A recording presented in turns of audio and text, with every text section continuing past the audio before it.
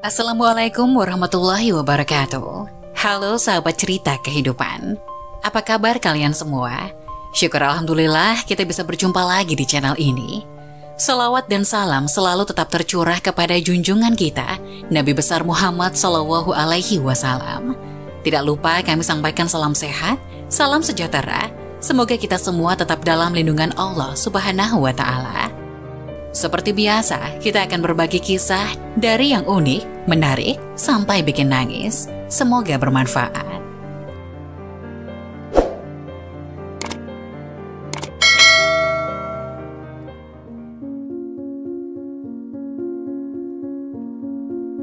Nauzubillah, sudah rajin ibadah sholat, tetapi tetap tidak dicatat oleh malaikat. Ternyata penyebabnya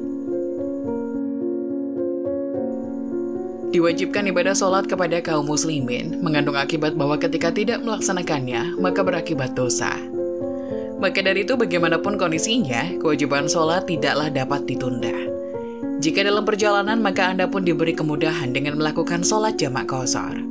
Melihat hal tersebut, maka sudah dapat dipastikan bahwa dengan melakukan sholat, maka akan banyak pahala yang didapat, selain menggugurkan kewajiban. Namun begitu ada sebuah ibadah sholat yang rajin dikerjakan, tapi justru beribadah dengan rutin tentu dengan harapan akan mendapat berkah pahala dari amalan yang baik, malah sebaliknya yang didapat. Ternyata ada ibadah yang sering dilakukan tapi justru tidak memperoleh apa-apa. Dari niat saja, jika niat yang baik langsung dicatat amalnya. Namun bisa juga sebaliknya, seperti rajin sholat tapi malah tidak dicatat malaikat. Lantas apa penyebabnya? Rasulullah SAW menyampaikan kekhawatiran tentang sesuatu yang di kemudian hari bisa menjangkiti umatnya.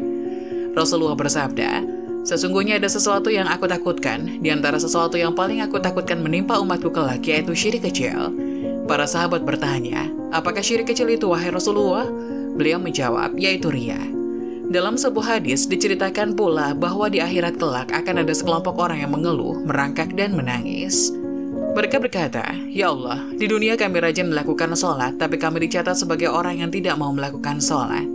Para malaikat menjawab, "Tidakkah kalian ingat pada waktu kalian melakukan sholat, kalian bukan mengharap ridha Allah Subhanahu wa Ta'ala, tapi kalian mengharap pujian dari manusia?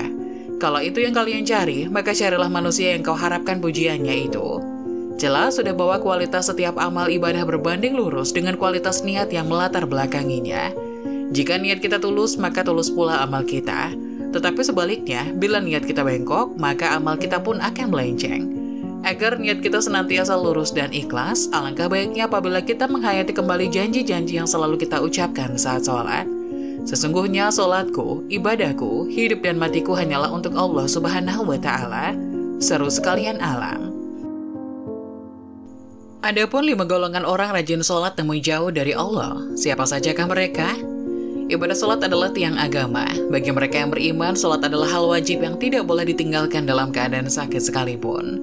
Dalam suatu hadis, Rasulullah SAW bersabda, "Sesungguhnya pertama kali yang dihisab, ditanya diminta pertanggungjawaban dari segenap amalan seorang hamba di hari kiamat kelak merupakan sholatnya. Bila sholatnya baik, maka beruntunglah ia. Dan bila mana sholatnya rusak, sungguh kerugian menimpanya." Hadis riwayat Tirmizi. Untuk itu sangat penting bagi kita untuk rutin mendirikan sholat. Namun untuk mendapatkan ridho dan surganya, tidak hanya dengan rajin menjalankan sholat. Hal itu hanya dilakukan dengan penuh kesadaran, tidak sebatas sebagai rutinitas harian, serta tetap dibarengi dengan menjaga akhlak serta hubungan sesama dengan manusia agar tidak menjauhkan kita dari Allah Subhanahu wa Ta'ala. Rajin menjalankan sholat tentu merupakan hal yang sangat baik dan mulia. Namun hal tersebut tidak lantas menjamin seseorang menjadi hamba yang dekat dengan Allah. Lalu siapa sajakah orang yang rajin sholat namun justru jauh dari Allah, dan seperti apa cirinya? Berikut ini adalah orang yang rajin sholat namun justru jauh dari Allah. 1. Orang yang lalai dalam sholatnya. Pada hari kiamat nanti ada banyak orang yang membawa sholatnya kepada Allah, kemudian mereka mempersembahkan sholatnya kepada Allah. Lalu sholatnya dilipat-lipat seperti dilipatnya pakaian yang gumal, kemudian dibandingkan ke wajah mereka. Allah tidak menerima sholatnya, bahkan ada yang celaka dengan sholatnya. Seperti yang terdapat dalam firman Allah Subhanahu wa Ta'ala dalam surat Al-Ma'un ayat 4 hingga 5. Maka celakalah bagi orang-orang yang sholat, yaitu orang-orang yang melalaikan sholatnya. Rasulullah pernah bersabda, Akan datang pada manusia, umat Muhammad suatu zaman, banyak orang yang merasakan dirinya sholat padahal mereka sebenarnya tidak sholat. Hadis riwayat Ahmad. Perintah sholat adalah untuk mengingat Allah, dikatakan dalam surat An-Nisa ayat 43, sehingga kamu mengetahui akan apa yang kamu ucapkan. Oleh karena itu dalam mengerjakan sholat tidak boleh lalai. Adapun yang dimaksud lalai adalah tidak mengetahui maksud apa yang dibaca dan apa yang dikerjakan. Apalagi jika kurang memperhatikan syarat rukun dan ketentuan-ketentuan sholat lainnya, maka yang diperoleh hanyalah payah dan letih. Rasulullah bersabda, berapa banyak orang yang sholat, keuntungan yang diperolehnya hanyalah payah dan letih. Hadis riwayat Ibnu Majah. Jadi meskipun merasa dirinya sholat tapi hakikatnya tidak sholat, dan ia tidak akan mendapatkan hikmah Allah Subhanahu wa Ta'ala. Sholatnya pun tidak menambah dekat kepada Allah, tapi justru sebaliknya. Rasulullah menegaskan, barang siapa yang sholatnya tidak dapat mencegah perbuatan keji dan mungkar, maka tiada bertambah baginya kecuali semakin jauh dari Allah. Hadis riwayat Ali Ibnu Ma'bad. 2. Orang yang suka menggunjing orang lain. Sahabat beriman yang dirahmati Allah, Allah Subhanahu wa Ta'ala berfirman, apakah yang memasukkan Anda ke dalam sakor?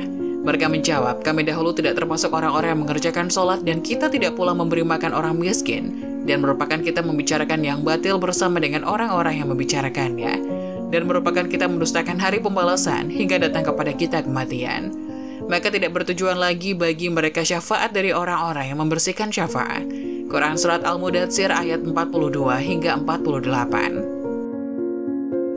Dalam ayat tersebut, salah satu penyebab orang masuk neraka merupakan karena suka membicarakan ketidaklebihbaikan orang lain. Orang yang mendirikan sholat namun suka membicarakan kejelekan orang lain, maka ia akan ditempatkan di dalam neraka sakor.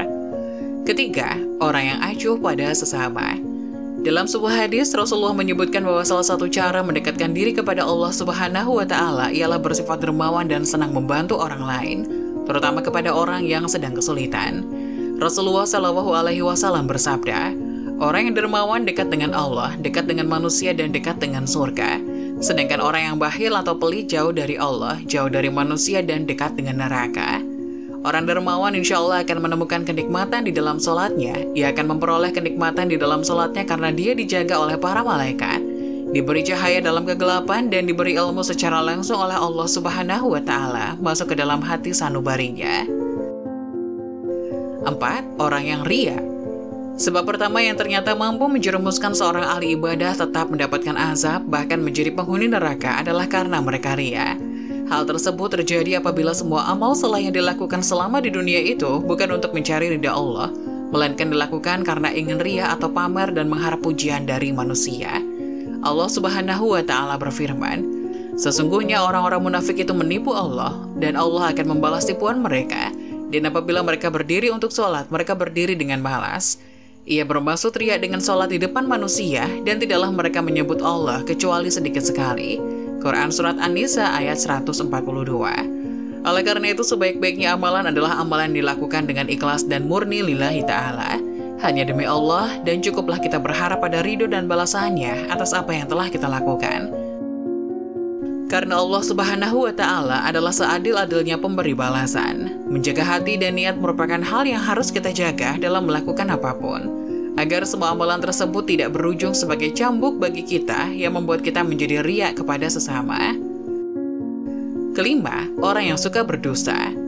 Berdusta merupakan salah satu dosa besar dan diancam siksa pedih di akhirat kelak.